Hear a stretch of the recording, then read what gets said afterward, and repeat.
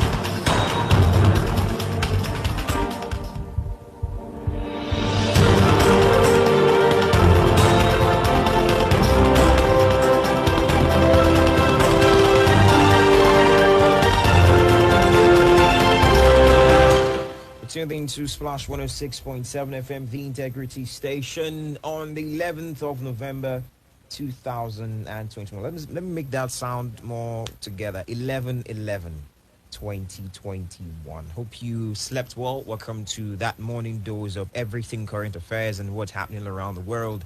This is Panorama, and I am Benga. Welcome. Odera Otario, welcome to the show. If you are a first-time listener, then we should break down for you.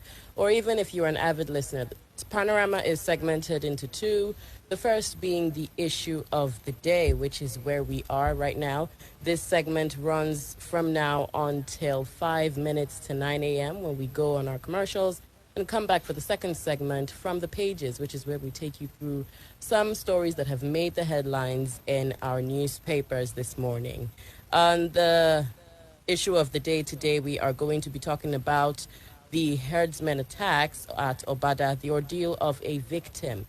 And like I said earlier, this will run from now till 5 minutes to 9. The phone lines will be open, but not right now. That will happen as we progress on the discourse for this morning. However, we are live on Facebook as we speak at Splash FM 106.7 Abeokuta, Splash FM 106.7 Abeokuta. So you can comment on the live video feed that is right there as we discuss this morning. The phone lines will be open, not right now, like I said, or on our WhatsApp channels, 0817 555 1067. However, you can send us text messages as well, 0704 400 1067 and 0817 444 1067.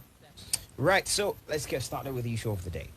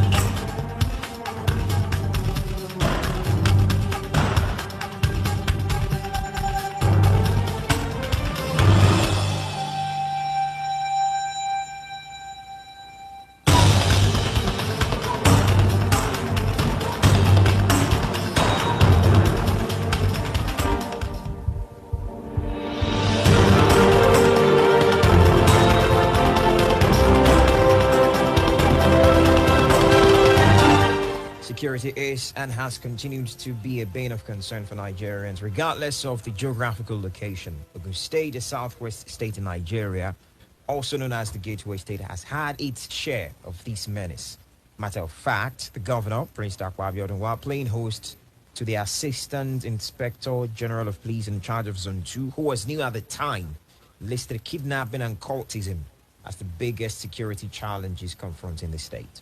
His Excellency wasn't off the mark. On Saturday, 6th November, gunmen suspected to be herdsmen kidnapped 3 victims in OBADA and demanded a sum of 10 million naira, packs of codeine, marijuana, water, and food as ransom. It was gathered that the gunmen hid in the bushes in the area and unleashed terror on residents. We have with us, joining us via the telephone line, a victim of this ugly incident, RAZAK LASISI, as we look at headsmen attacks at OBADA and the ordeal of his own experience in this regard. Mr. LASISI, thank you very much for joining us. Can you hear me? Yes, I can hear you. Okay, there seems to be... You can follow with the question. Oh, okay, great. So let's get started this way. Can you, for the sake of those who are hearing this for the first time, narrate exactly what happened?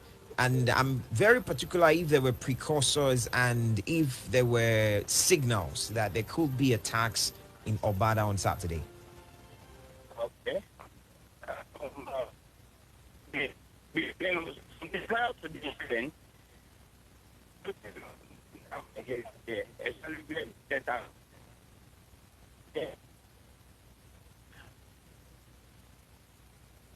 Okay, for some reason we're having network issues. Let's get this sorted. Just give us a few minutes.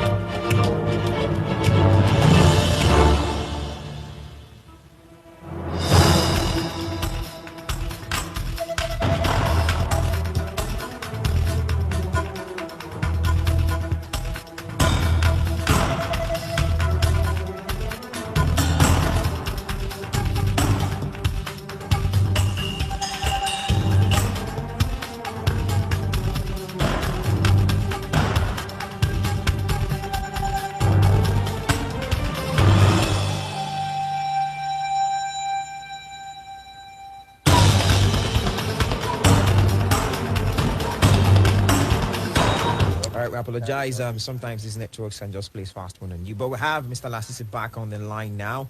Thank you very much for joining us this morning. I am very interested if there were signs and if there were signals that there was going to be this ugly incident that happened on Saturday, attacks from these suspected herdsmen. yes, there were signals that something will happen around that area. Because prior to the incident, 2 days to the incident, I think that was on, the incident happened on Saturday.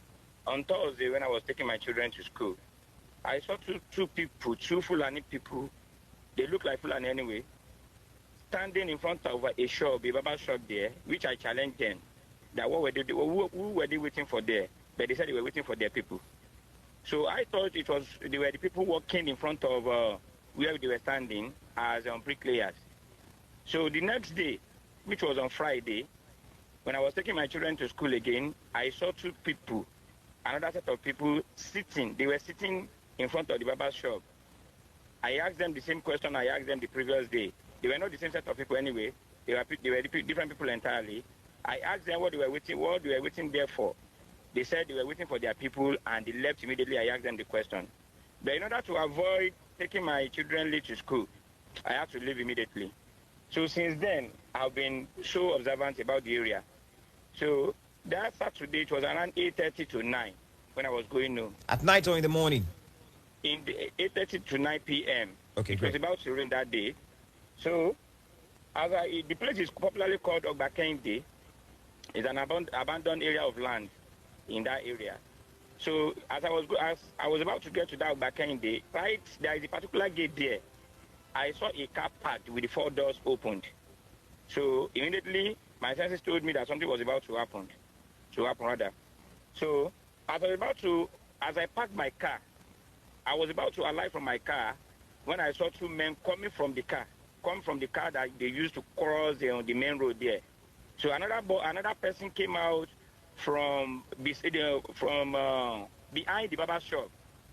Two people came out. There's a particular shop, a new shop, a new uncompleted shop in front of that barber shop again. Two men came out from that shop again. They hid inside that shop. So the one that came out in front of my car pointed the gun at me.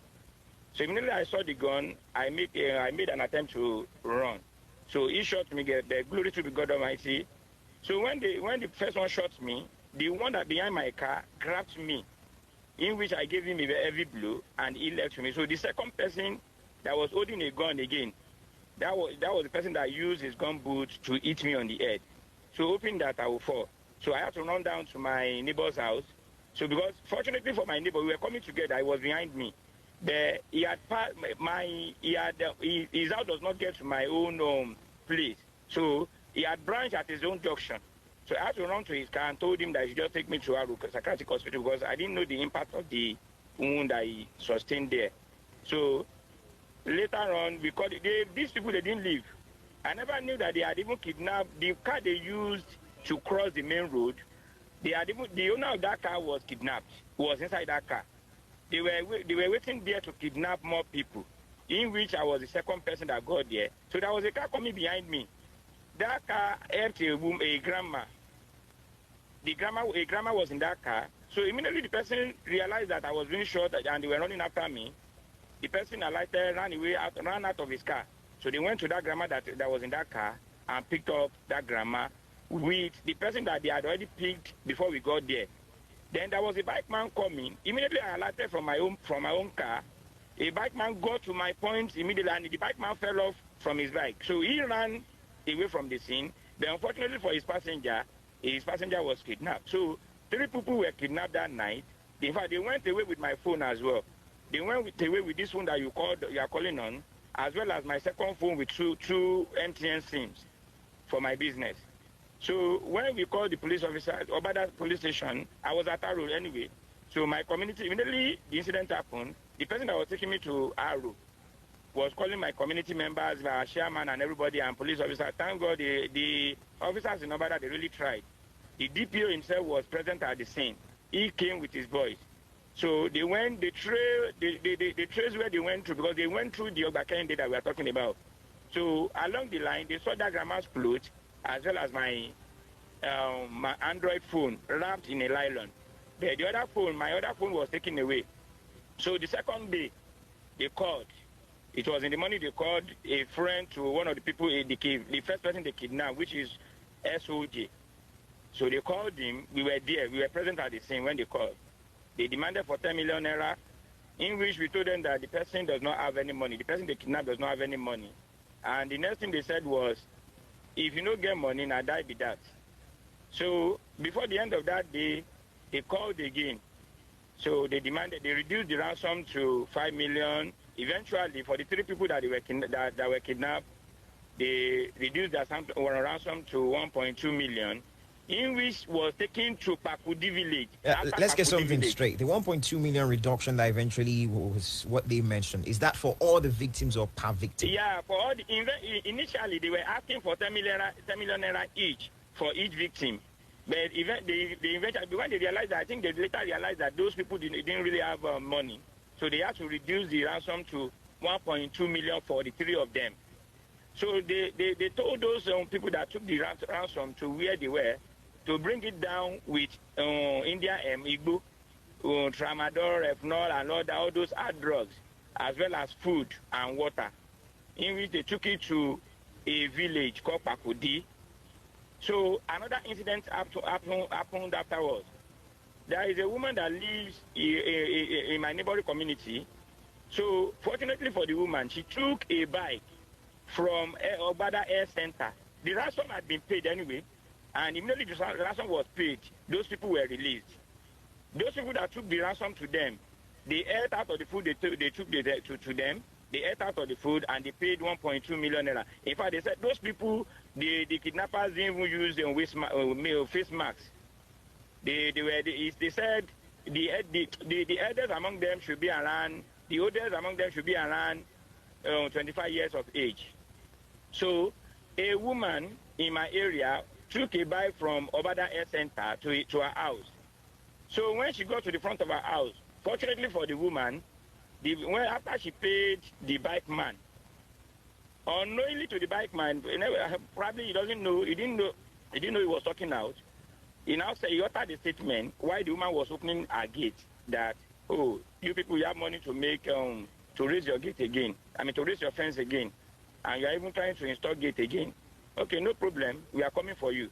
So the woman had that was that the bike man uttered, but she pretended as if she didn't hear. So the woman had to report the incident, the case to OBADA police station the next day. So they asked the woman if she could recognize the person that uttered that statement, and she said yes. So they had to use combined efforts. The chairman of bike riders in OBADA, as well as officers, they invited so many of them, and the woman was able to recognize the person that uttered the statement among the bike men that were invited. Because when she described how the person looks like, that was what made them to invite him that was what made the bike chairman to suspect him to be one of the people. So in a nutshell, the woman was able to recognize him, and he was taken to police station, to the station. But on Sunday, when too many people were coming to my house, I was unable to sleep. Myself and my colleagues, we went to a nearby house where we were just where I was trying to have a kind of have some rest. So I never knew this person that was taken to that uttered that statement to that woman. I never knew that he was even still trailing me. So he was at the place where we sat with my people, because I avoided my home because too many people were coming to my house. So one of the people that arrested, that apprehended him, noticed him that he was at the place where we were before he was being apprehended the next day. So they had to call me, because I was at Kolobo then. They had to call me and told me to come to OBADA station to come and identify if he was actually there. Because that day, myself and my people, we were about 5 there, coupled with my former colleagues. So immediately we got there, myself and my colleagues, we recognized him that he was the person that sat behind us. So he is in the police custody there for the past 3 days now. But the woman that he uttered that statement to, the woman is scared. Everybody is scared. Because eventually, if the boy is released, the police they are doing their good work. They have not released the boy. They are doing that. But when they went to his house, they took him to his house to search his house. Can you hear me? Yes, please, just go on. They took him to his house to search his house in order to know if he has incriminating objects in his house. But the funniest thing is, they took ransom to Pakudi village. This boy's house is also along Pakudi village. So, but when they got to his house, they didn't find anything. So he had to be taken back to the station. But he is still there. Presently, I'm at Mbale's house now with other community chairmen here and some other people here. They are trying to finalize. We are not the one that will finalize on the decision that will be taken about the boy. But what I know, the Bale has the final say. After we conclude at the meeting this morning, we know the next thing to be done about the boy, because the officers have been calling that even though he's a suspect, he can't be held more than some hours, probably 72 hours or 48 hours, which is true. But the fear in everybody's mind now is, if this guy is released, is there any probability that the woman will not be attacked? Is there any probability that even me that came to the station to identify him that he was part of the people that sat behind us, I wouldn't be trailed again? For the past few days now, my own house I built, I have not been going there. Can you imagine that? Everybody is scared. Because once this guy is released, nobody knows what might happen at the end of the day. Okay. Well, there's something you also mentioned about a certain barber's shop that you saw a set of men on Thursday. And then you saw another set on Friday. I'm curious, why was that spots where they all sat that you saw them on consecutive days? The same point where we were attacked, where people were kidnapped and I was attacked, that was the same point I saw. There is a particular building there also I think that building is being used for pure water. So nobody actually know those people that works in that factory, that pure water factory. I don't know how true that is, if it's a pure water factory or not. But they said that building is being used for pure water. It's just a true, it's not that far to where I live anyway. So I saw two men that stood in front of the pure water factory on Thursday. I challenged them. What were they doing there? They said they were waiting for their people. The next day, I saw another set, meaning that there is nowhere these people we operate, we perpetrate their act. That they must have surveyed the area some days before they carry out their attack. If the people that live in that area, they are observant enough, they must have seen them, either on their bikes or see them loitering around that area. Okay, so there is also the concern around how people in that area. Oh, okay. You were saying something, LASISI. Yes, because of the fact that I had challenged some people around that area 2 days prior to the incident was one of the things that made me not to run into where exactly the car was parked and the four doors were open. Because my mind immediately gave me the signal that could it be these people that have been challenging that parked along, that crossed the main road, and that was what made me to park my car that day. So if we are observant enough, there is no way we wouldn't see or wouldn't notice a suspicious movement prior to any attack. During the attack, on the day of the attack, did it seem like the attackers, the herdsmen, they were very knowledgeable about the area? Yes, they were very knowledgeable about the area. In fact, the car they used to cross the main road here, they didn't go with the car, and my car, I didn't even off the ignition. They didn't go with my car as well. They went through the Obakende. They escaped through the Obakende.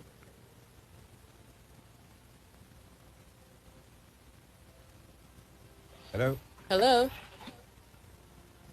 Hello? Hello, I'm with you. Okay. Your question again? Yeah, you're explaining some things. Yeah, they escaped through the Obakende. They escaped through Obakende there. Okay, they escaped through Obakende. All right. Yes. Okay, now, in terms of, there seems to be some sort of eyebrows. In recent times, I have heard that there's this influx of what you could call unknown men, and this is not trying to be tribalistic or anything, just unknown people. You cannot exactly tell the antecedents, who are they linked to, where did they come from, and there seemed to be that danger that those who are into commercial motorcycle riding, they Please, join them. Come again. With your question. Oh, okay. So Please. I was referencing the fact that for some reason it seems as though the people who are into motorcycle riding business are at risk of having these men join them unknowingly. How true is this? Yes, there are so many influx of this outside the Aboki men. I don't want to be tribalistic this time around, but there are just too many. But if the association, they can be, they can be doing the needful before they allow these people to start carrying passenger in any of their parts there. I think these cases that we are talking about will be caught to some extent. Okay. Well, like RAZAK LASISI rightly mentioned, there were 3 people who were kidnapped on that Saturday. And so we have recorded one of the elderly women that he referenced. We'll listen to what she said, and also she spoke in Yoruba, by the way, so we'll do the interpretation when we get back. You will do the interpretation. I will do the when we get back. You should Take learn a listen. interpretation, really. ṣe ṣẹlẹ̀ ní pé ọdún ìtò náà yìí mo ń lọ lé mi mọ́tò tí ó gbé mi lọ́jọ́ sátọ̀dé mi ọjọ́ sátọ̀dé mi mo ń lọ lé mi mo lè ṣe ń lọ báyìí mọ́tò yẹn dẹ̀ fẹ́ tù mí tó bá gbé mi ìgbà tí a wá rí àwọn mọ́tò yẹn lọ́ọ̀kan ti kọ́kọ́ dá mọ́tò kan dúró àwọn mọ́tò kejì náà tó wá rí mọ́tò púpọ̀ àwọn ènìyàn kọ́kọ́ kó wọn èmi ò dẹ̀ wá tètè fura mo wá bọ́lẹ̀ nínú mọ́tò yẹn mo ṣe wá bọ́lẹ̀ mo fẹ́ dúró ra oògùn níbẹ̀ yẹn níbi ọ̀nà ọbádà yẹn ní ọbádà òògùn bá fi ní kí n dúró bẹ̀ bí mo ṣe wá sá lọ ẹ̀ báyìí ọmọ mi kan tó wà lọ́dọ̀ ìpínlẹ̀ káàjọ lọ àwọn ọmọ ẹ̀ báyìí wọ́n sáré lọ ni wọ́n sáré lọ ni èmi náà bá lè sáré mọ́gbà kan fi wọ́n wá ní ìbọn ni wọ́n ní tẹ̀lé mi lẹ́yìn wọ́n ní tẹ̀lé mi lẹ́yìn wọ́n fẹ́ ìdí kókó ẹ̀jẹ̀ ni ẹ̀rù wá bà mí mo ṣe wá dúró nìyẹn wá lọ pé ọ̀gá ẹ̀jọ́ adẹ́ẹ̀dì mo lọ rògbì lára mi ò yá mi mo fẹ́ lọ rògbì ní rárá bọ́ ṣe gbòmí tó nìyẹn ọ̀bùn mi tó fún yẹn kóńdó wọn yẹn ìdí ìbọn yẹn wọ́n fi gbá mi lórí ẹ̀rù mo fẹ́ yẹ ẹ̀jọ́ adẹ́ẹ̀dì ta mo ṣe wá tó dákẹ́ mo ní mo ti dákẹ́ àwọn méjì ni wọ́n wá fún mi wọ́n ṣe wá wọ́ wọ láti inú igbó nìyẹn àwọn méjì tí mo ti bá àwọn náà ní gbà àwọn mẹ́ta dúró sí àwọn méjì tó pẹ́ ní tọ́jú kọ́kọ́ wà ní igbó ojú ọ̀nà tó fẹ́ yá wọ́n lè máa tún èèyàn àwọn bọ̀ṣá ṣèkìníṣá aṣáàbùdùdù àárín ìbùṣá.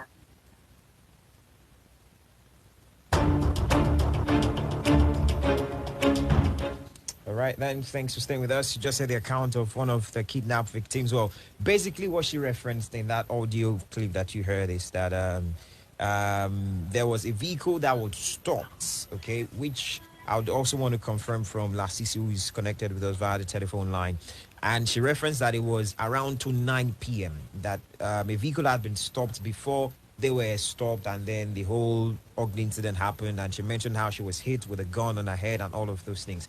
I mean, LASISI. Yes, I'm with you. Yes. The account of the woman, what do you make of it? True? Or was she off the mark? Come again, please. The account of the woman, if you heard what she mentioned on these things that she said in the audio clip, was she off the mark? I mean, I want to presume that the car that she referenced that was parked was yours before they also ran into them. There was a car in front of me. My car was in the middle, and the car where the woman was kidnapped was behind me. Okay. Let's also now talk about areas. Okay, sorry, Razak, I would like to ask, did it seem like they had particular targets, or was it just them taking the nearest people that seemed like they could, fetch in the amount of money that they were requesting? I can't really say if I was the target or someone was the target, but obviously these people were so courageous. They were so confident that after they kidnapped the first person before we got there, they waited till so many people run into where they were. So, and that was what actually made me to run to where they were, and I was also attacked. So after they attacked me, they still didn't leave there, not until the OBADA police station responded to the distress call. So nobody can say if someone was their target, but what we knew, what we are very sure of is they wanted to kidnap many people so that they can have, enough ransom. All right. So it was a case of any victim, not just specific targets. It was a case of any victim for them to have kidnapped the passenger of the bike man. Okay. Now, let's also look at that area. You mentioned that the area is Oba. I'm sorry. I'm not exactly sure how you mentioned it. Pardon? The area where this happened. Yes. In OBADA, you mentioned a specific name. I want to get it again. Yes, Ogbakende. The place is called Ogbakende at Ishewo, OBADA. Okay, now this area, is it largely developed or it has a lot of uncompleted buildings? I mean, give us a picture of what the area looks like. And that is the problem. That to some extent, everybody living in that community, in that area, believe that there is a large, let me say, approximately, if I'm not mistaken, about 6 acres or less than that or more than that area of land there, which was being used as a poultry farm. Some years ago, before OBADA developed to this extent. So on that land, there is a particular building beside, although that land is fenced, but that land is an abandoned land, and that's where they came. That's where they came from, and that's where they escaped through. So that land made that area in particular to be underdeveloped. But after that land, there is another particular community there called Alafia. It's even developed than the community before that Alafia community. And what made that area to be under, to still be in that situation, in that condition, is because of the abandoned land there, which has not been touched, which has not been used by any other person for so many years. Okay. Let's talk about. Well, I should also mention that we contacted the police public relations officer in Ogun State, DSP Abimbola AME, but he had to attend to some official assignment today. It's not why he is not here with us. So I should also reference the fact that I think with Joabe on Monday or Tuesday, you'd still have the opportunity to listen to this. And so the right of reply from the security agent, you'd get to hear it and all of those things. And so this is not all that there is to this particular incident. Let's talk about the security agents now, LASISI. You mentioned how the DPO of the OBADA area has been gallantry in his strides with his boys to ensure that this was brought under check in a way. Can you give us more updates from the security perspective? Yes, of course. Before the incident, we've been having a joint security meeting with the police and with the members of the communities in OBADA. In fact, kudos to the officers in OBADA, the police officers in OBADA, because immediately, unlike, what everybody knows about the police in Nigeria, immediately they were called, they responded immediately. If not for OBADA police officers, those kidnappers wouldn't have left there, because despite the fact that everybody came out, despite the fact that they knew that people were aware that they were there, that was when they started shooting sporadically the more. Until the OBADA police stations, OBADA officers came to rescue victims. So that was when they left. So kudos to them. In fact, they did wonders that day, because they were the ones that retrieved this phone that you are calling on for me. They traced them to where they took the victims to. Okay, so basically what you're saying, Razak, is that you were kind of satisfied with how they handled the situation. Yes, in fact, I'm absolutely satisfied with the way they handled the situation that day. I am absolutely, in fact, I'm highly appreciative to them. Do you think they could have done more, though, in terms of prevention and, preventive measures so far? Do you think they're doing anything in terms of preventive measures since this has happened, especially around that area? Of course, to some extent, that's why they've been, having joint meeting with the communities in OBADA. So they are doing more. They have been trying anyway to curb on this kind of incident.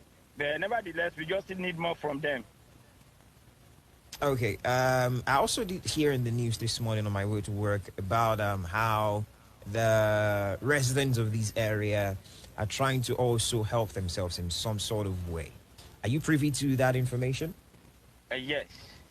So yes. What exactly has been talked about? What well, I'm not expecting to give details away, but from the perspective of the residents of this area, how are they preparing themselves? Are they expecting that there could be some sort of attacks in the future? As we all know that in Nigeria today, nowhere is safe. So for now, I wouldn't like to talk about the security network we are doing, the security plan we are doing here in OBADA, because nobody knows who is listening to this program right now. So but we know that with the combined effort of the officers of Nigeria law enforcement agents and everybody living in OBADA and its environment, at least to some extent, if we work together jointly, these kidnapping cases will be caught. All right. Okay, I think we should open up the phone lines now. 0704 400 1067 and 0817 444 1067, so that you can call us and contribute to the show. Or if there is any place that you have noticed any form of unrest, now would be a good time to point out for listeners to be aware and be more vigilant and more cautious of their environment. And like one of our messages, which would also play just before we wrap up the segment of the show, it's important to be very, very security conscious these days, okay? Please ensure that you are safe as much as possible. Have someone here joining us via the telephone line. Good morning. Hello, good morning. Good morning. Olanima Sharon is the name, calling from Abeokuta. All right. I listened to the account of Mr. LASISI in Toto, and I must say I'm impressed with his deliveries and narrative. And I'm really impressed with the response of the Ogun division of the Nigeria Police, as well as the community, the ballet, and every other people involved here. And I'm highly satisfied with his last response concerning security ideas that they are working on. I like his response because security issue is not something that you can just discuss anyhow, particularly as it concerns a particular situation within OBADA on how they are going to contend. I like his talk about the synergy between the people and the police. Definitely, the bandits have invaded that place just like every other place in Nigeria, not just in Abeokuta. And I want to believe that they will up their activities without hiding behind one figure with vigilantes and what you call it, neighborhood watch. There's nothing bad in saying that one out. And I hope the police will do their routine surveillance all around. Apart from any other strategies that they have, it has to be a joint effort. You can't allow the banditos to take over. They are small guys. They are rats. And they should be fished out from the bottom of where they are or smoked out, as it were, and dealt with decisively. This land is not going to harbor criminals. As long as people are willing to deliver on information to the appropriate authorities, the bandits will have no hiding place. Thank you very much, and I congratulate all of you. I wish you well in all your endeavors, and safety to all three inhabitants of Ogun and Ogun State General. Thank you very much. Thank you very much, Olai Marshall, for speaking with us. Well, there is a question here. I know that a lot of people want to speak with us, but I would also love LASISI to respond to this. One of our analysts sent this in and says, why did the community give the kidnappers marijuana and tramadol along with a ransom? In fact, if the kidnappers had asked more than that, the communities, the people that went to deliver the ransom to them would have even given more than that to them. Because their people was in their custody rather. So what do you expect? If they ask for, I don't know, for a car, we deliver it to them. Just for the people, they are victims not to be killed. All right. Thank you for answering that. We'll get back to the phone lines. Are there WhatsApp messages? Yes, we do have. As it is, it seems kidnapping is the most lucrative business of the day in Nigeria. We may think we're being kidnapped by Fulani, but I must tell you, our people are also involved. Each community should Each community knows strategies in improving security within their neighborhood. Can you imagine they're demanding hard drugs as ransom? May God have mercy. That is from Surakat Abdul Hamid Abiodun.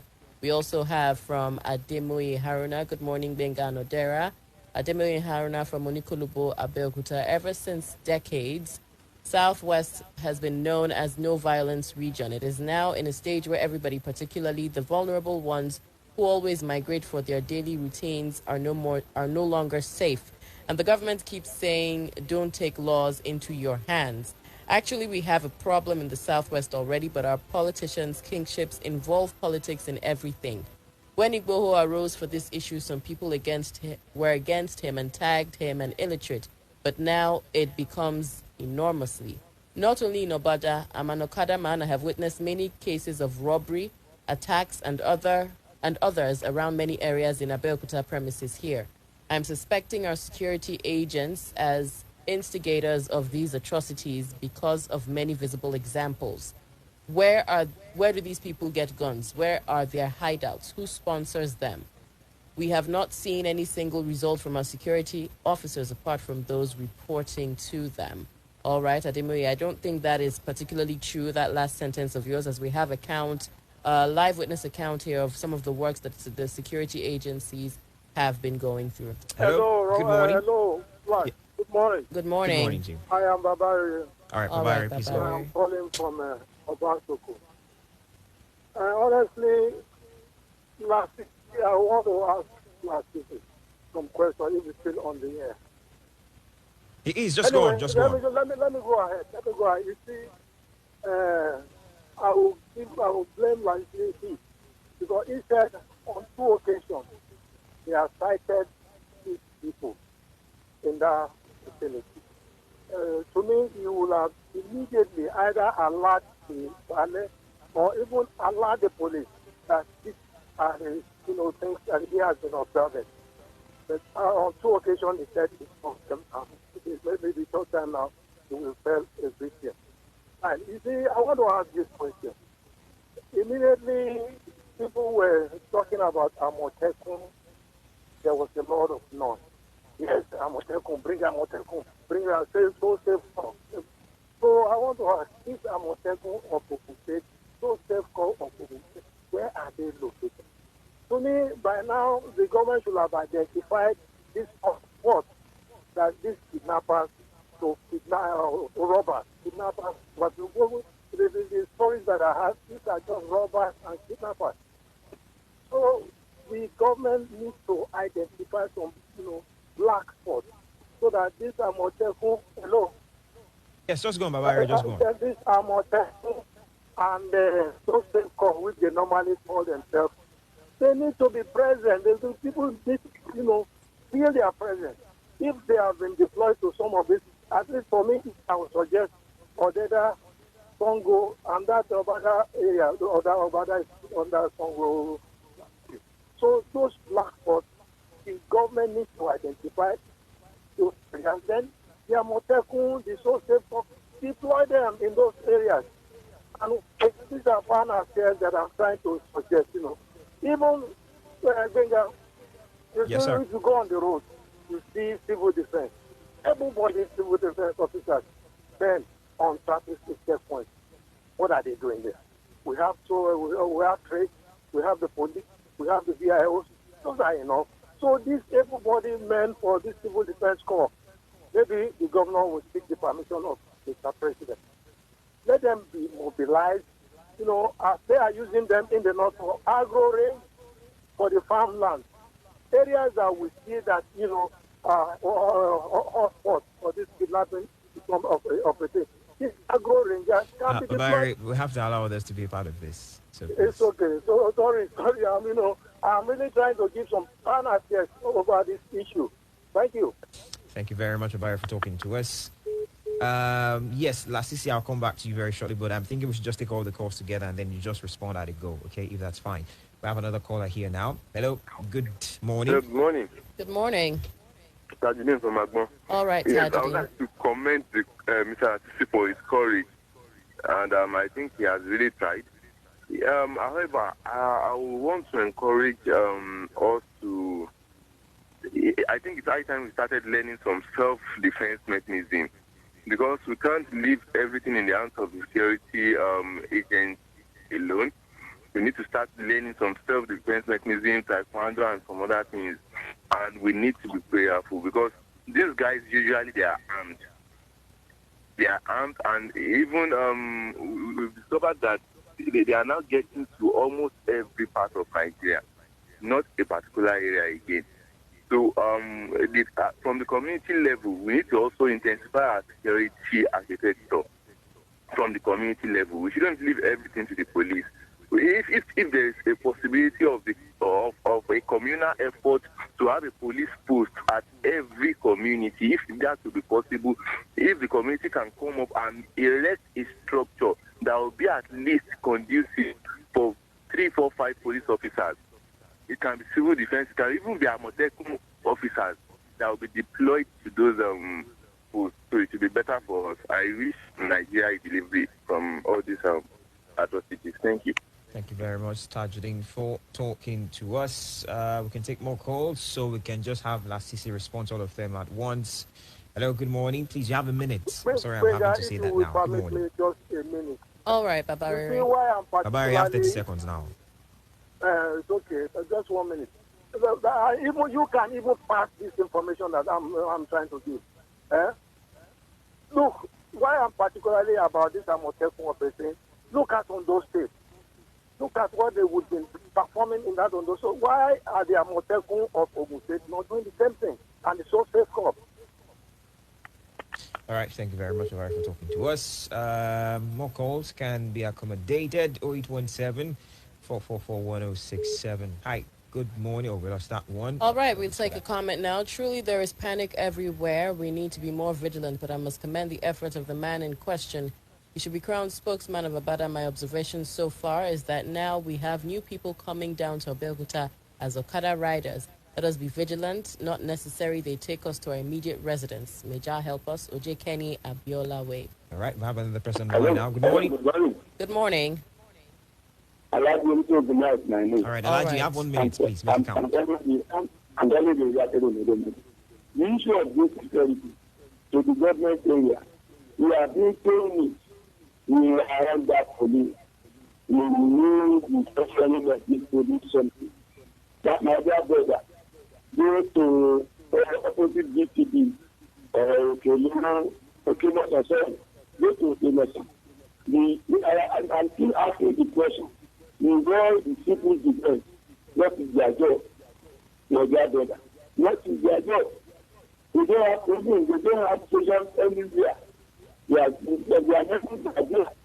Why can't you have everything in that community? Number one, the man that's talking. I believe every assignment we are having the community.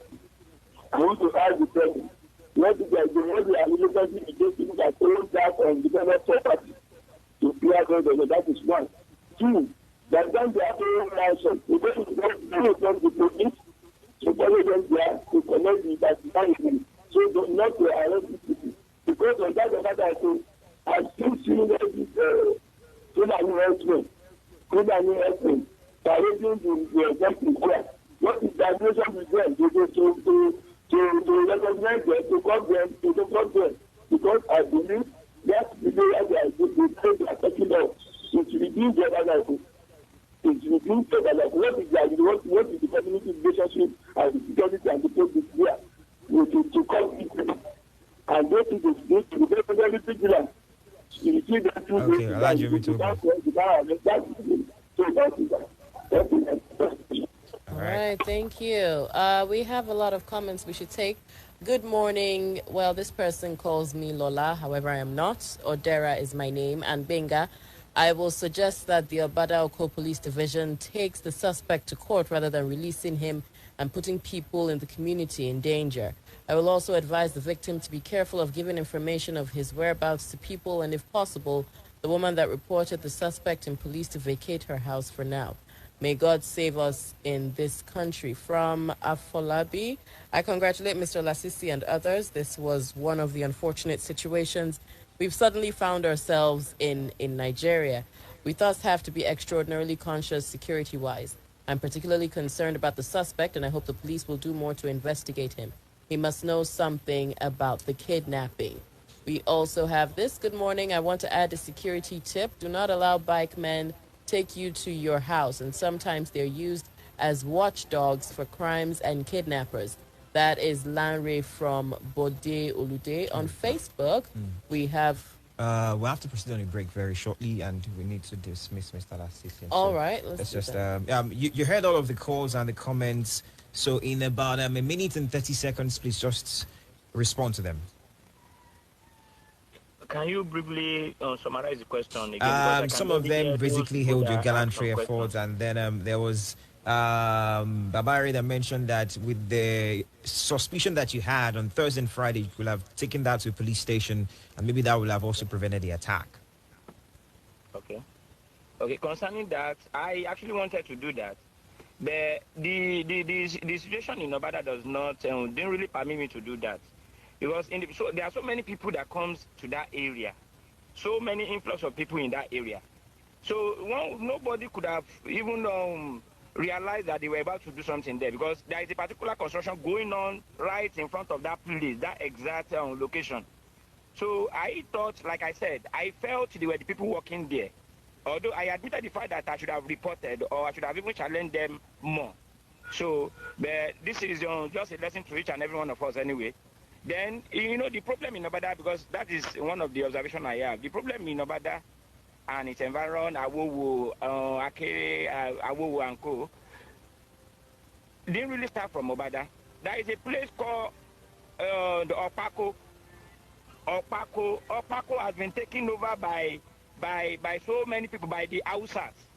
which everybody is envisaging already that something will happen in future. You never can tell. I am not being tribalistic. You never can tell if these people, the government, our executive governor, our maybe governor has to do something about this.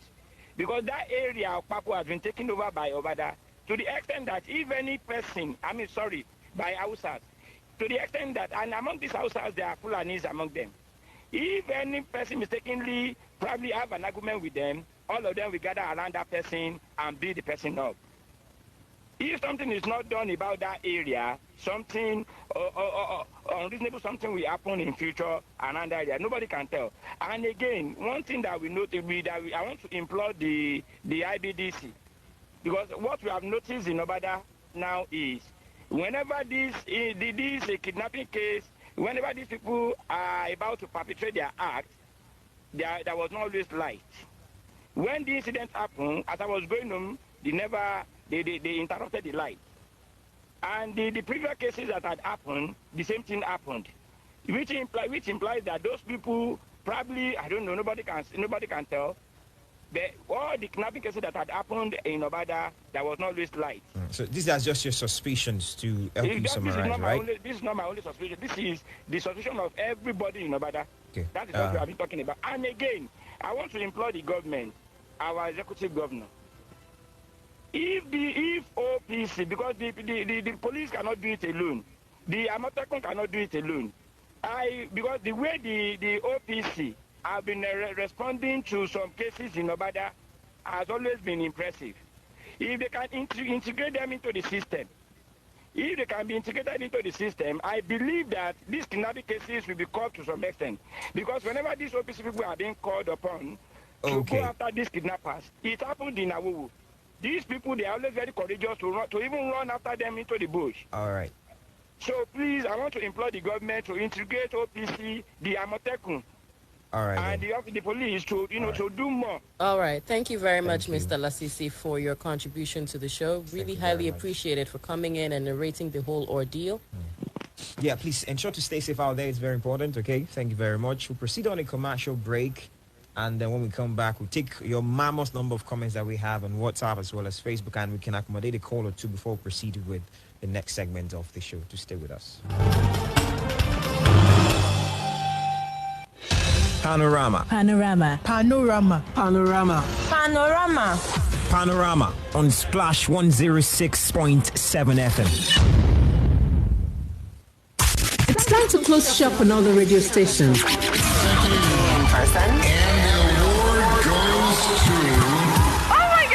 The king is now in the city. Thank you. Welcome to Splash 106.7 FM, Abeokuta.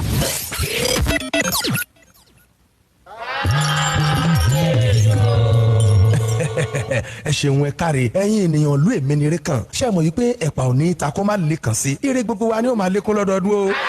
Gẹ́gẹ́ bí gbogbo wa ṣe mọ̀ wípé látìgbà tí ilé-iṣẹ́ tó ń talẹ̀ tí wọ́n ń pè ní IAS tí wọ́n ti wọ̀lú wa ìwá ayé gbogbo wa nínú àbí bẹ́ẹ̀ kọ́. Kábíyèsí bẹ́ẹ̀ gẹ́lẹ́ ló ṣe rí. Ohun tó bá ti yá kì í pẹ́ mọ́ arábìnrin aṣojú wọn yìí dà ọ̀yà bọ́ hàn yín ohun tó ṣàlàyé fún mi kọ̀kọ̀ wá wí ní gbangba kí gbogbo ayé ó gbọ́. Ẹ ṣeun o kábíyèsí àti gbogbo ẹ̀yin aráàlú èmìnire kan ṣé ẹ rí láti àsìkò yìí lọ ẹnikẹ́ni tó bá ti ra ilẹ̀ níléeṣẹ́ IAS òun gan-an ni rékàn torí lẹ́sẹ̀kẹsẹ̀ ló máa gba tẹlifíṣàn ńlá fíríjì ńlá jẹnẹrétọ̀ ńlá washing machine ńlá àti pé lọ́jọ́ kejìlá oṣù kejìlá làwọn tí rékàn máa fi ọkọ̀ ayọ́kẹ́lẹ́ méjì ṣèfàjẹ́. Láti jẹ àǹfààní yìí kàn sí iléeṣẹ́ IAS tó bá súnmọ́ jùlọ pé 09033773189 ọjọ́ kẹẹ̀ẹ́dógún oṣù kọkànlá làǹfààní yìí máa dópin.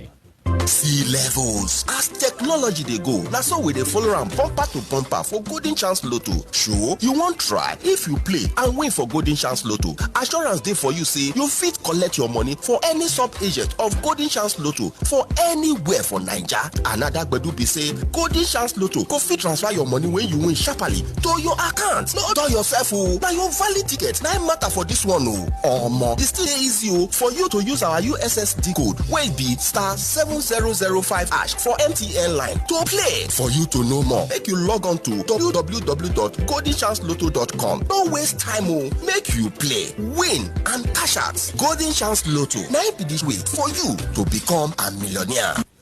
ìbẹ̀rẹ̀ kì í ṣe oníṣẹ́ aláṣeyọrí classy home and property limited tó ṣe ọbí òṣùmàrì pẹ̀lú ìdá 50% discount fún àwọn ènìyàn 50 sábà kọ́kọ́ bá wọn ná nínú ilẹ̀ wọn ìkèrèkú ìdán precious estate 160,000 ní báyìí 80,000 lẹ́sàn lórí plot kan ilẹ̀ randa golden estate 160,000 lòun náà báyìí 80,000 lẹ́sàn ọ̀dẹ́dá prince estate 160,000 80,000 lòun náà ọ̀yádàm blessed estate 160,000 lòun náà báyìí 80,000 lẹ́sàn àǹfààní ìdá 50 fún àwọn èèyàn 50 ní o bẹ́ẹ̀ sì ní nílé oko òṣèlè àgbẹ̀sẹ̀ village àti alábàtà 40,000 naira ní plot kan bẹ́ẹ̀ bára plot mẹ́ta ẹ ó gba ìlàjì sí bó sì jẹ́ éèkà kan lẹ́ra odidi kan lẹ́gbà sí fún mọ̀ṣúdì abiola way olúrọ̀ nṣògo nílé gogoro daily express furniture gan ni wọ́n wà lábẹ́òkúta 08033086557 08033086557 àǹfààní wà títí di ogúnjọ́ oṣù kọkànlá tá a wà yìí bẹ́ẹ̀ bá bẹ̀rẹ̀ dáadáa pẹ̀lú wa dandan ni kẹ́ ẹ ní àṣeyọrí ayọ̀ lọ́dọ̀ tiwa.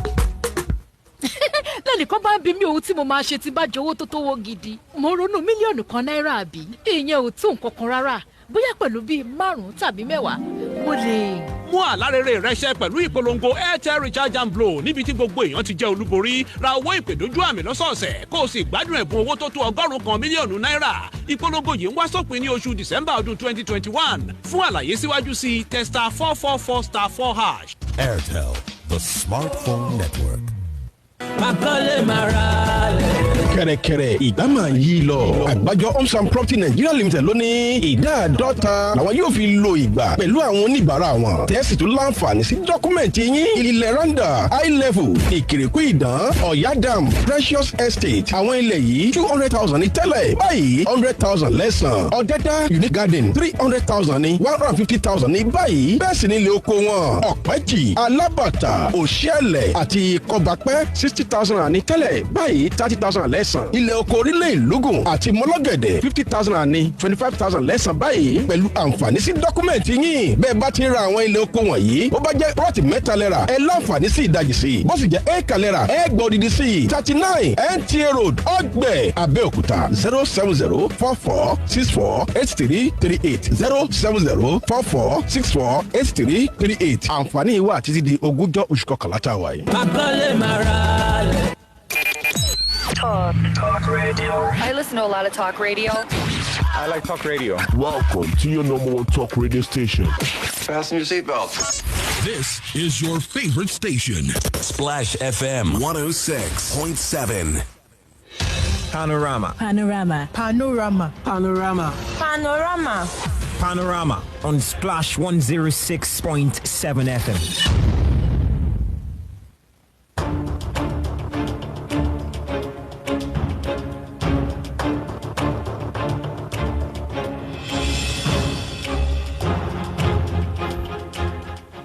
Gone 2 minutes now, past 9 a.m. in the city of Abeokuta. Your dial is still tuned to Splash 106.7 FM. This is the Integrity Station. You're still on to Panorama. Before we proceed to the second segment, I think we should do due diligence to all the mammoth of comments that I want to make an have. appeal. I want to take Facebook. Okay, yes. I'm saying something. I want to take myself.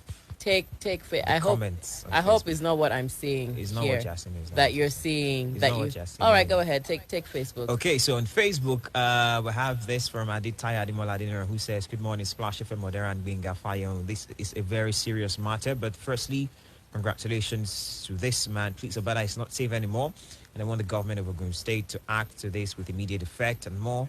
And the suspect should be interrogated more." Engineer Adinero, thank you for sending that in. He sent another one again and says, "Government of Ogun State should not take the issue of insecurity for granted. It's just unfortunate we're witnessing such things like this. This is embarrassing." Thank you for sending that in again. Engineer Ataya Deniro from Abeokuta. Olatunde Tijani says, "I must commend the bravery and courage of Mr. LASISI, which was instrumental in gathering some security information." My question for him is, what was the tribe of the bike man in police custody? Security is the work of everyone. We must be seriously vigilant and challenge any strange face in our community. Wale Fayon says... Is this why you wanted to take the messages? No, well, part of it. Okay, go on.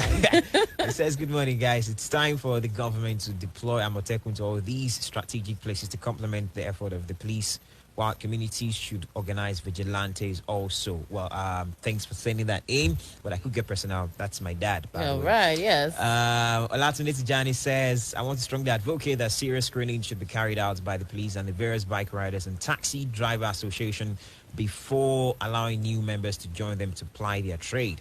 It is an easy loophole for these unscrupulous elements. This is the part I like. Michael Oluwamayowa. That's what I saw. That's what I saw. Good morning, he Mr. said, "Good Gbenga. morning, Mr. Gbenga and Odera." No, My Mrs. name. Please. You can't rely on Panorama. Mrs. Odera. My comment is that please, for those that are calling on the studio to say one or two things to stop using the word Fulani in the house, it should be herdsmen. And that's quite rightly so. Yeah.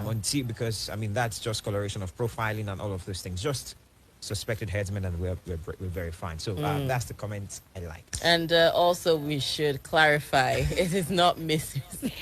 It is not Mrs. yet. I'm still Miss Odera. Please, let's move on. We're done. We're done with this segment. Messages? Okay, yes, we have one more WhatsApp message from Olajoel.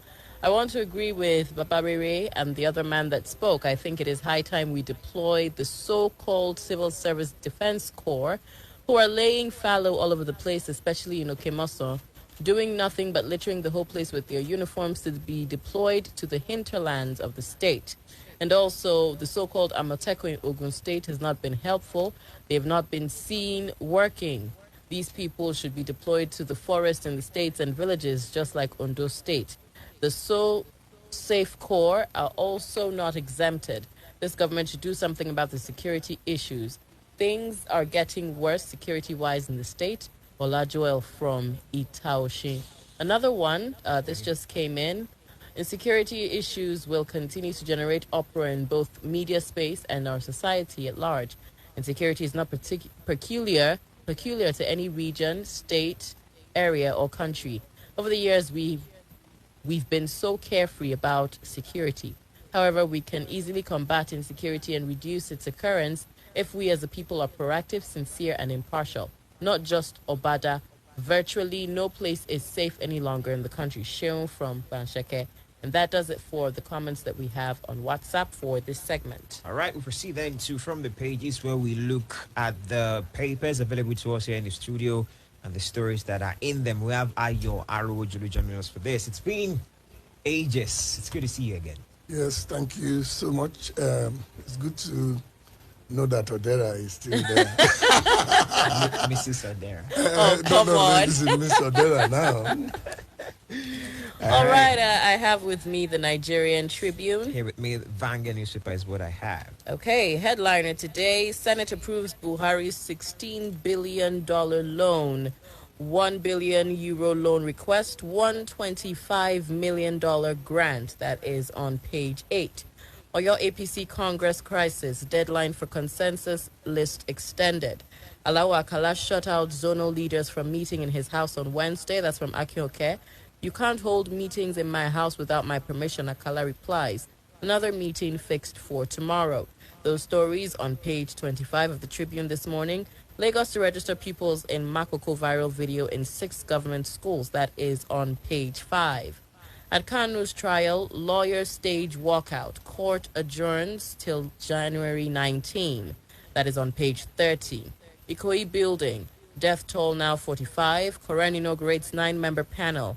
No directive given to demolish 2 high-rise buildings at the site. That's from the Lagos government on page 30. There's a picture here of members of civil society organizations on a peaceful protest to demand the exoneration of Ken Saro-Wiwa and 8 others in Port Harcourt, Rivers State. Anambra State Governor-elect Chukwuma Soludo and his 90-year-old father were also photographed on Monday.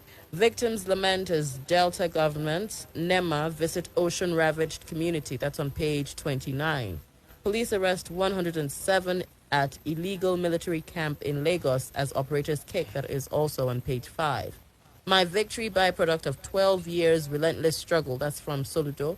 Buhari, Ohaneze, Ozigbo, Uba, Ngige, Obi congratulate him. Factors that aided the making of a double governor. Those stories can be found on pages 2 and 3 of the Nigerian Tribune this morning, and those are the stories that make up the front page of the Tribune this morning. Reading from Vanguard now, the big story is this: debt hits 44.5 trillion naira as Buhari gets nod for $16 billion loan bid. A writer says NASA okayed $8.3 billion for 90 million euros in July. Another writer says concerns mount over rising public debt. Bandits, herdsmen killed 22 in Kaduna, Katsina, Taraba. You find that one on page 6. Ikoyi building collapse. Stakeholders want probe panel open to public. You find that on page 6 as well. We are all sinners, Soludo tells other contestants. You find that one on page 5. Justice Odili's house raid. Judges must be treated decently. That is coming from Olanikpe San. You find that one on page 30. South senators kick against move to include Lagos Ogun in NDDC. You find that on page 12. Southern governors to Buhari over centralization of power, breeding agitations. You find that on page 10. Kanu's trial. Lawyers walk out on courts, alleged bias. You find that on page 9. Ondo Varsity short indefinitely over 120% fee hike. You find that on page 10. PDP governors to back colleague for presidency. That we found on page 8. Forex reserves to surpass $42 billion by mid-2022, says Emefiele. We find that on page 19. There's a picture here that depicts President Muhammadu Buhari and French President Emmanuel Macron ahead of a working lunch at the LASISI Palace in Paris, France, yesterday. Those are the stories on the front page of Vanguard today. Okay, well, let's get started this way, and maybe I should get Mayo's 2 cents. I'm sure you were listening to the issue of the day as regards the herdsmen attacks at OBADA and all of those. Well, I bumped into it, so I had a significant part of it. So, it seems as though the indigents or even residents are quite agitated as regards insecurity. I mean, there's even one here that concerns Kaduna, Katsina, and Taraba, where bandit herdsmen killed 22 people and all of that. Can this thing not be really stopped? Can it not be checked? Well, thank you very much, Benga. What I've found out about the way government is tackling insecurity, to me, the government is not doing enough. The people that are on ground, the security forces, I think that's where it needs more fine-tuning, when it comes to evaluating their work. I say this every time. I've looked at the pattern of, the president's appointments, and it appears that does not have a, pragmatic means to, put the feet of his appointees to the fire, particularly security. How do I mean? This government has used, service chiefs for almost the entire, close to 6 years that they, 5.5 years or whatever. That's not the way to go. The cabinet itself, this Federal Executive Council, the way it's constituted, is only under this government that you see that just get appointed minister, go to sleep. You can be there for as long as 8 years. Nobody, he seems to have this fixation. Oh, I know this man before. We worked together. Yeah, 2 ministers were fired recently, though. Well, I don't know about where I don't know, the undercurrents there. But that you agree with me that is not a pattern with the president. Somebody has worked with him in 1984. I'm going to bring him on board. He doesn't allow governance to go seamlessly. Now, talking about the service chiefs, many of them, the agitation, even from the National Assembly, let these people go. He refused. And a lot of billions have been pumped into their operations until then he now said, okay, they will go, but I will still use them. He's talking about, that tells us we are doing government of party.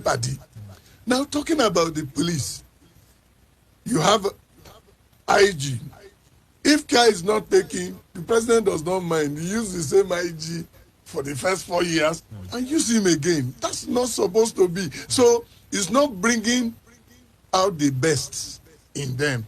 It's supposed to, appoint somebody and say, well, I give you matching orders. These are the factors, the key result areas that will put you, that will, ensure your stability in office. But what do we get?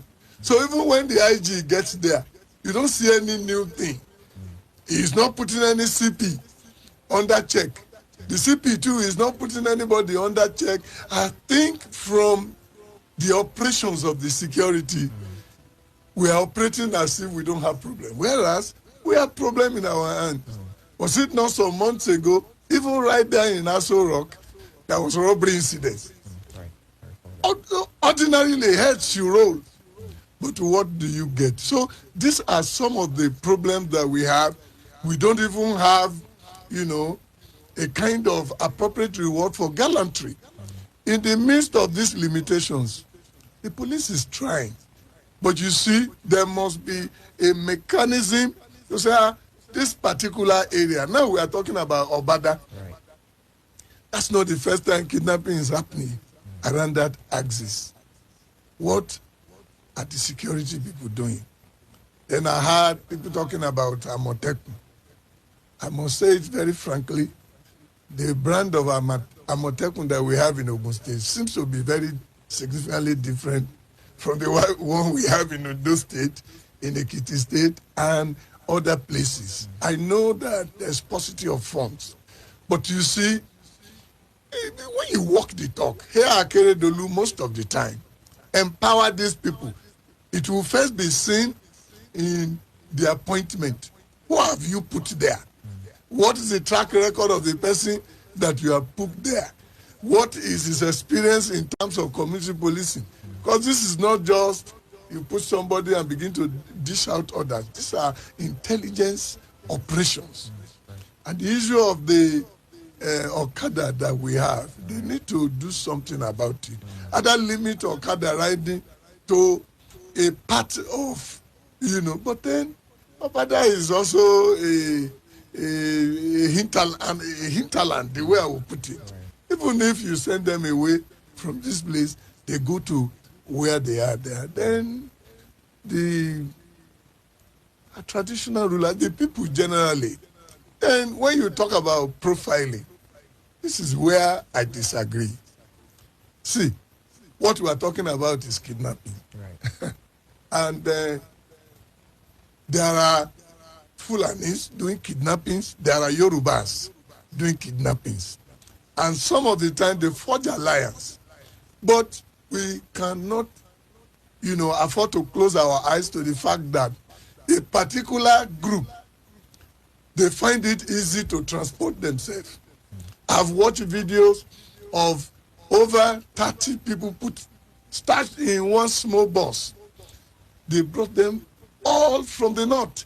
And many of them, they were in a kind of, squatting positions.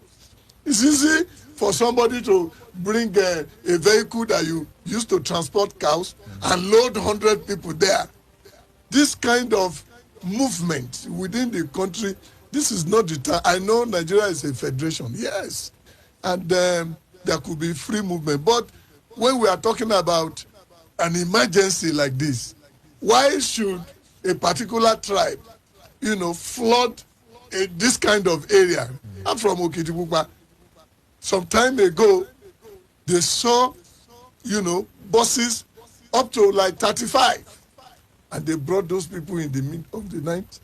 And they went to the barrack, the military barrack there. That was where they went. Those people didn't allow them. But after they received some calls, as we were told the report, they allowed them into the barrack. But because the people were vigilant, and they came out to say, no, where are these people coming from?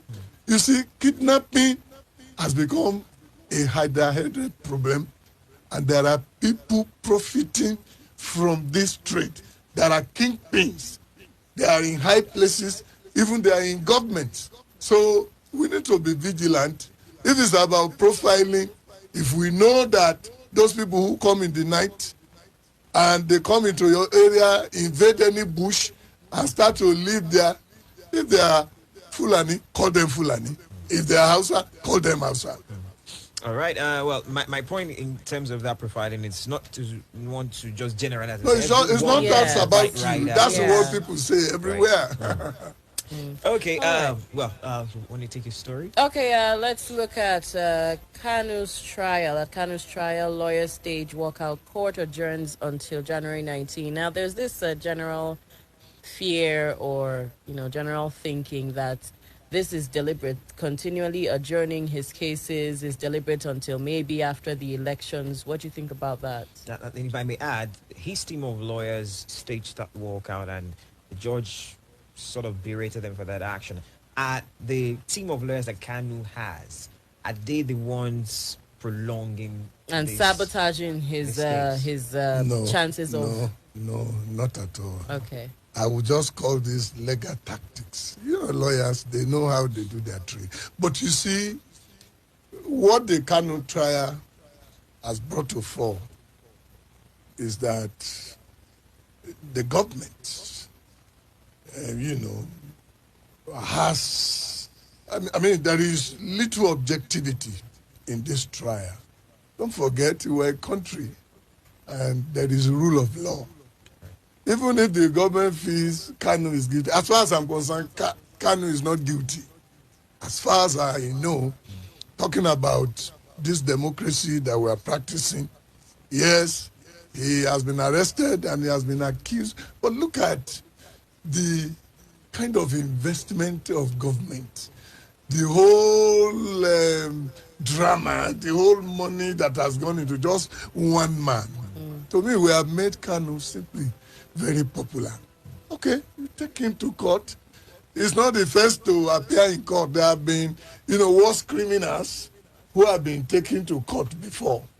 So why, number one, the court is a hallowed chamber, and there should be freedom, particularly for officers of the bar.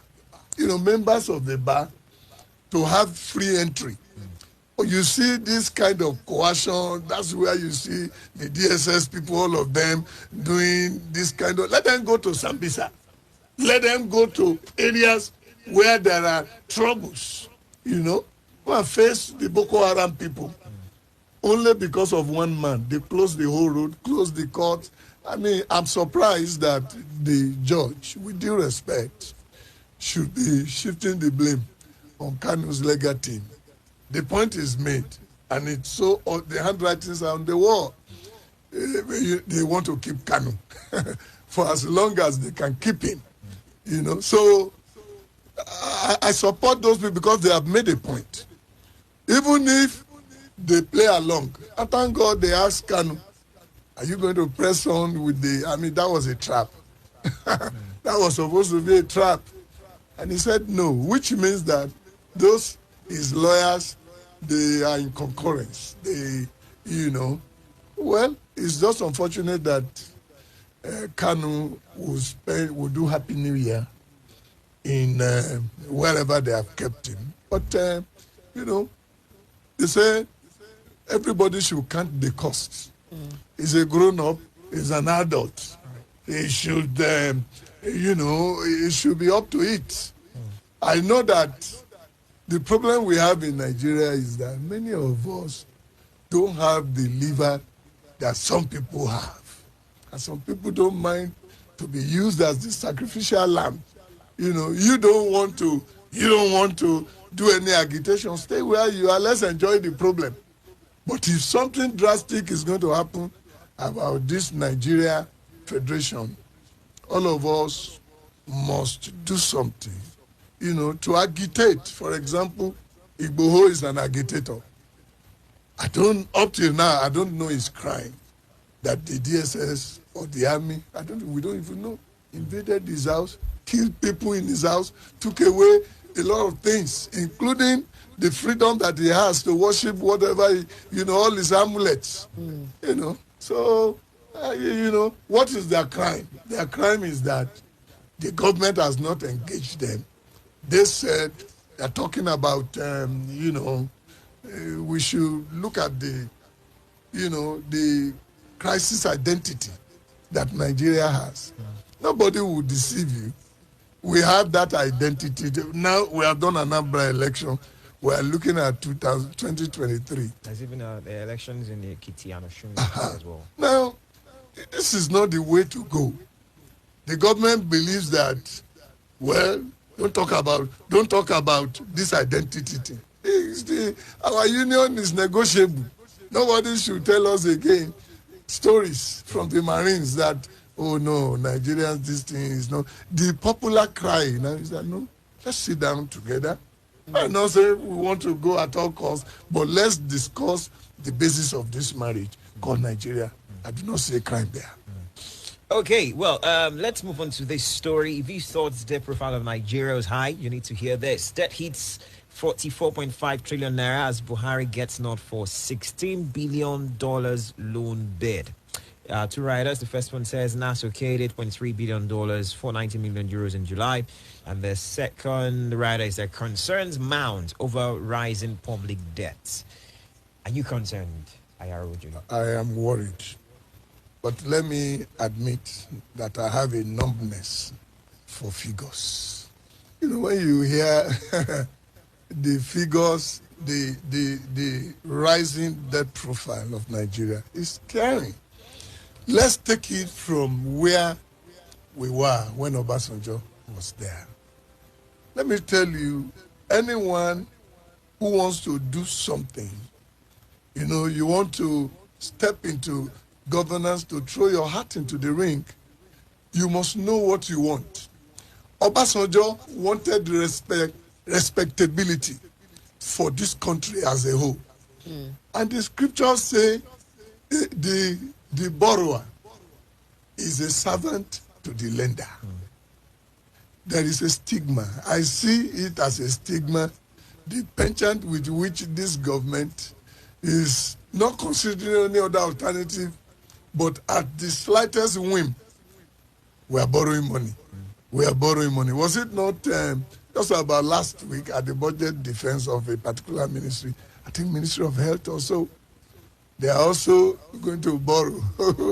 They are looking for, I think, is it? Mosquito nets. Mosquito net. 36 million, is it 200 million? You begin to wonder.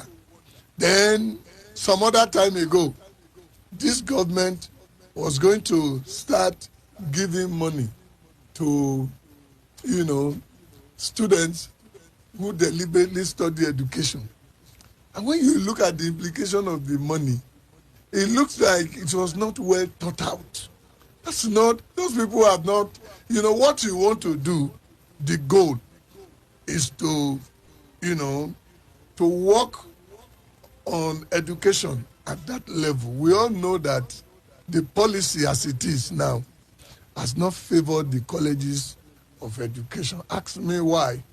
In the admission, process, only somebody who is like a dollar or among the lot, say, once you don't have an opportunity with university, you don't have an opportunity with the polytechnic, just go there. The colleges of education is very important. It's not supposed to be a dumping ground. You don't now, try to solve that problem, to create the problem of, deficit in the budget. So, but this is what you get when you have a rubber stamp, National Assembly. It's just unfortunate, the National Assembly is supposed to sit firmly in its checks and balances, status. But what do you get? What do you have? What you see is that they are even the one projecting the activities of the executive. We have separation of powers, and there are divisions. Let the National Assembly face their business squarely, debate issues. That is real governance, not about, but it looks like in every pie, they also want to be part of it. They are the one, look at even the budget itself. Until they do their own thing, the executive is not quite sure about what the figure or the general outlook. The law permits them to put a knife, either to jack it up or to reduce it and for graft purposes. Yeah, this is bad. Okay, well, another story. We will have to wrap up very shortly. Yeah, I'm thinking that, so maybe we should open up the phone lines because of how not so much time we have. You can get a call us now and weigh in. You could decide to also weigh in on the issue of the day. We could steer accommodation in that regard, or any of the stories that we have read, that we mentioned, and that IRO Julo, the analyst here with us in the studio, also provided his own. Someone said 50 cents on, so you can get a call us now. Hello, good morning. Hello, good morning, Nicholas. Nicholas, go on, please. Yeah, we all know that Abeokuta has been a hotspot from when that 13-year-old boy was kidnapped. But in the past few days, it appears strange things have been happening there. From even the woman who called some boys to kidnap her husband for being stingy, to the man who dumped his concubine in front of Arrow.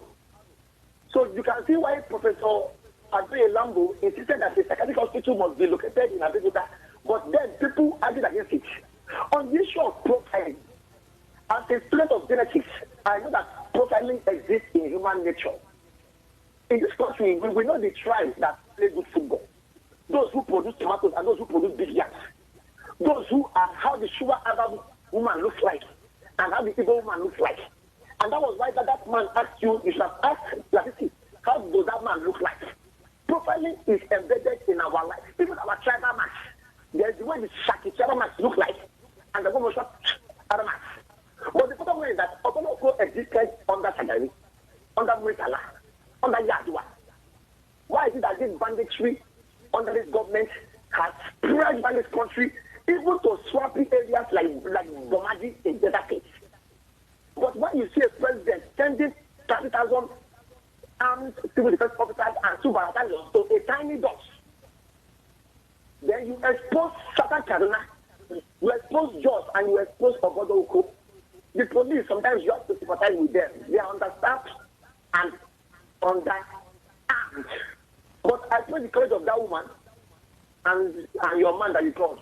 Have a nice day, please. Thank you very much, Nicholas, for talking to us. We can take more calls, 0817-444-1067. All right, we have another caller here now. Hi, good morning. Hello, good morning. Good morning. Olabode Adegun's my name. All right, Olabode. Let me hear my total agreement and support for one of the crucial points there raised by one of the previous callers, that many of our Nigerian civil defense operatives actually, we can't say they are not doing anything, but we have to face the reality. They are being underutilized. Honestly, if they are, I think their usefulness has been, maximized to the peak of our advantage. I wouldn't have seen any much reason for all this clamoring for Amotekun work and all this in the first place. So that is why I think our federal government needs to look. They are being underutilized. There is no question. So that is one. And secondly, I like the fact that you made the correction to earlier. You see, it is one thing that we can't shy away from the fact that the Hausa Fulani people are not exonerating them. There are a bunch of criminal elements amongst them when it comes to perpetration of this. But hey, at the same time, let's be very careful. We shouldn't be that obsessed with their whole listing, so much that we will now start, go embarking on all this, tribal profiling unnecessarily, to the that we start, shying away from our own defects, our own lapses. So we shouldn't be painting every one of them in the same. There shouldn't be a kind of blanket profiling, blanket criticisms on their part. To be in fairness sake, let's even forget about the law. It is even ungodly There are Yorubas too out there. You travel to, and there are certain places where we have predominant Yoruba, predominant Igbos. Although what we do out there may be similar. So please, let's watch out. Then lastly, you know, from news, we have a whole lot of instances out there. Most of these so-called Fulani that we are even trying to tag the black horses in the room. Most of their heinous crimes, they can't do perpetrate single-handedly. Go and watch. They are accomplices of our own people. The instances of our own people being their accomplices. And there are certain places whereby you will see some people perpetrating kidnapping, they abduct without having anything to do with the Fulanis. Please, let's watch this thing. Don't just be giving people a kind of blanket criticisms.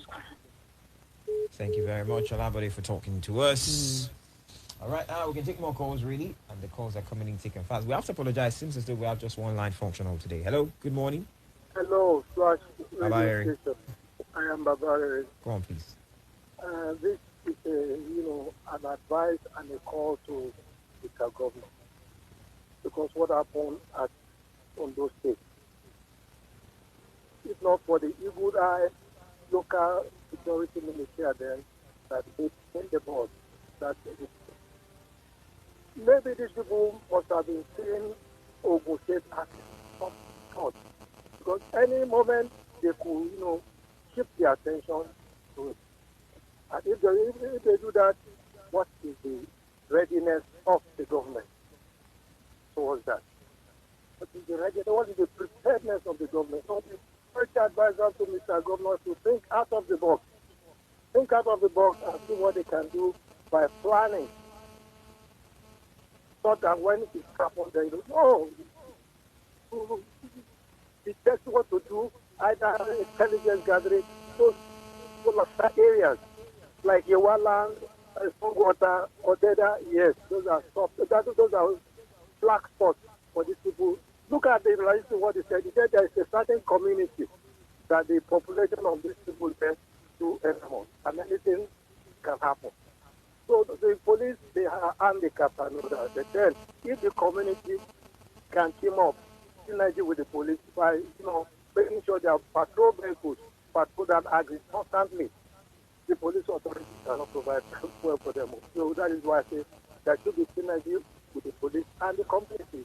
Especially that area that man mentioned of.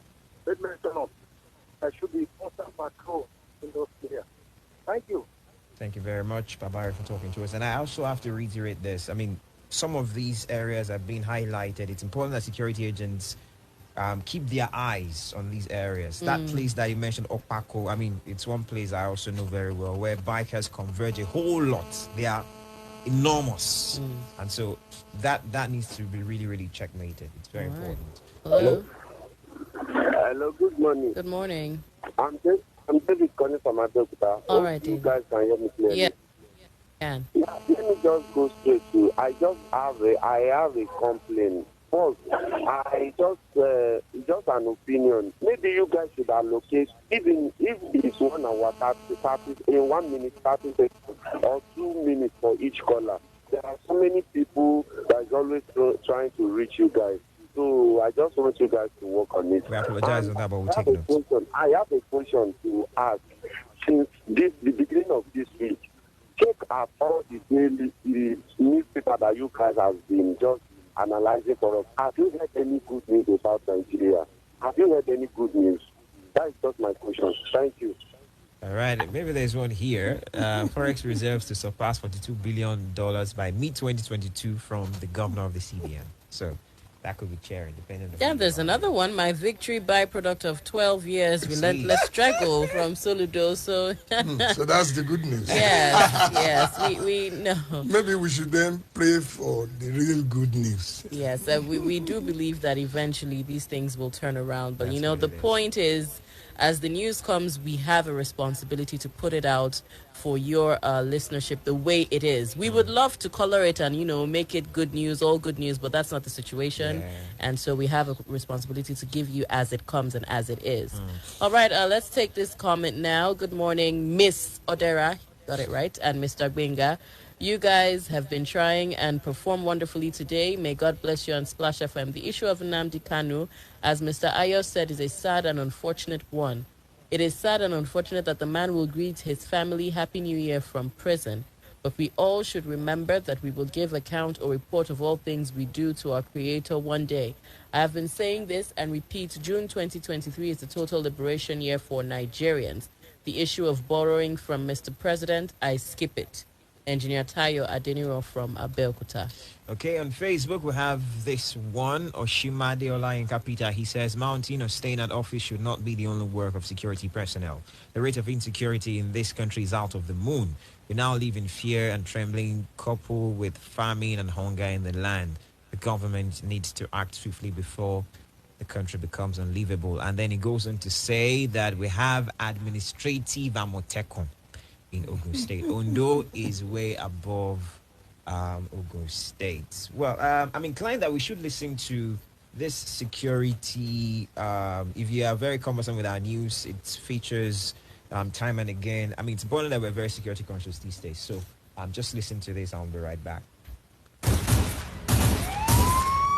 As Nigeria's security situation increasingly becomes a dilemma, it is a wake-up call for citizens to be security conscious and vigilant.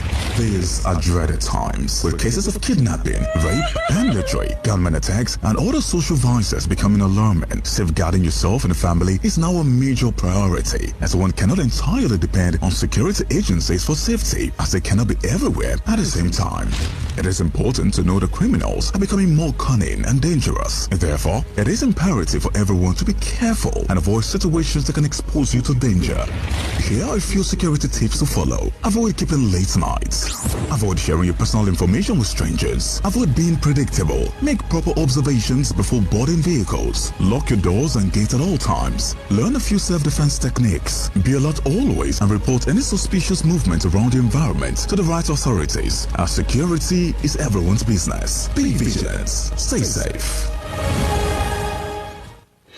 Panorama. Panorama. Panorama. Panorama. Panorama. Panorama on Splash 106.7 FM.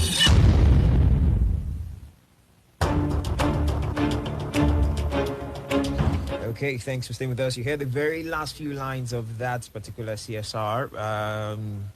Be vigilant, stay safe. Security is everyone's business. It's important that you're very, very security conscious at about this time and even beyond. Okay, because, I mean, it's just what it is, really. It's just what it is. Yes, and please, it is very important also, not just yourself, but your children. Teach them to be security conscious of their environment as they're walking home from school. You know, if you feel someone following you 2-3 streets down and, you know, you feel like you're being watched or you feel like you're being tailed, either raise an alarm, run into someone's house that you know, or run into someone's shop that you know, and, you know, especially for the children, because they are more vulnerable than adults. That's right. That's right.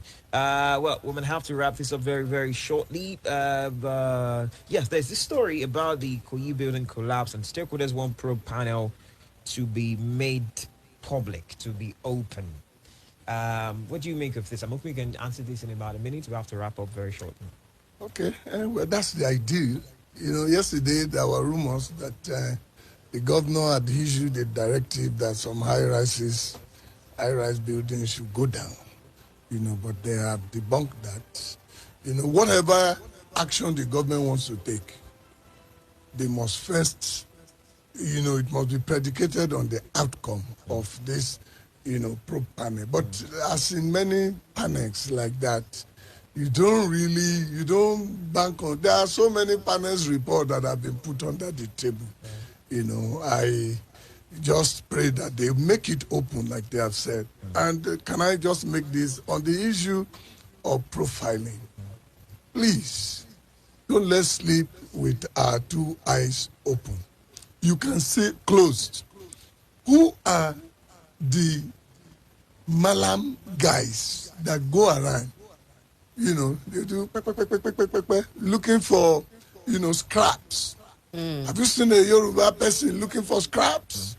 Have you seen an Igbo looking for scraps? You know, we need to monitor the activities of these people very, very well. In as much as I know that they are complicit with some of our people. And the government, the police should do a raid of many places where you have, let me say, herbalists or whatever. Wow. They should, okay, let me just leave it at it. Okay. I don't hate herbalists, but those people who go to the hinterland and doing one form of juju or the other, let the police raid their hideouts. All right, we've had Arujulus join us for the second segment of the show. It's been a pleasure to have you join us once again. Thank you very much. For having me. All right, Miss Odera. All right, then, so Uzo and Miriam will be here to anchor tomorrow's edition of Panorama, so you can join them for what they'll have in store for you. I am Benga Fayo. Have a fantastic day. I am Odera Otaru. Enjoy the rest of your day. Panorama. Panorama. Panorama. Panorama. Panorama. Panorama on Splash 106.7 FM. We're not going to cuss at you. We're not going to yell at you. We're just going to give you the best of information and entertainment that everyone can agree on. Splash FM 106.7. It's euphoric. Hey. Oh yeah.